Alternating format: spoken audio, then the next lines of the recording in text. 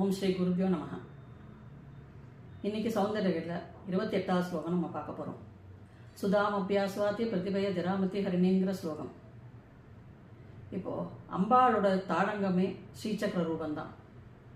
மகா பிரளய காலத்தில் கூட சிவன் ஆலகால விஷம் சாப்பிட்ட போது அவனுக்கு முடிவில்லை அப்படின்னா அது அம்பாளோட தாடங்க மகிமை தான். ஒவ்வொரு குடும்பத்தையும் சரி, பெண்கள் தோடு இல்லாமல் இருக்கக்கூடாது. தாடங்கம்ங்கிறது தோடு இல்லாமல் இருக்கவே கூடாது.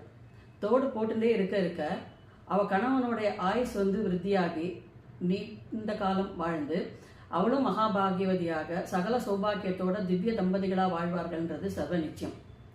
அடுத்ததா அபமிருத்திய தோஷம் நீங்கும். அபமிருத்திய அகால மரணம், இப்போ அகால மரணம்ங்கிறது அதெல்லாம் இல்லாமல் நிவர்த்தி பண்ணி கொடுக்கும் இந்த ஸ்லோகம். அப்புறம் இந்த செவ்வாய் சனியால் உள்ள பாதிப்பு என்னென்னா, இந்த வண்டி ஓட்டும்போது அதனால் வரக்கூடிய பாதிப்புகள்லேருந்து இது விடுதலை பண்ணி கொடுக்கும். அந்த பாதிப்பெல்லாம் வராமல் தடுத்து கொடுக்கும். சகல காரியத்திலையும் வெற்றி உண்டாகும். அந்த மாதிரி ஸ்லோகம் தான் இந்த ஸ்லோகம்.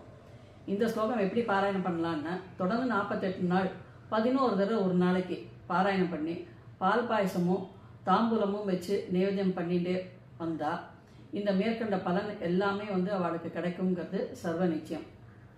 பெண்கள் சகல சௌபாக்கியத்தோடு விளங்குவார்கள்.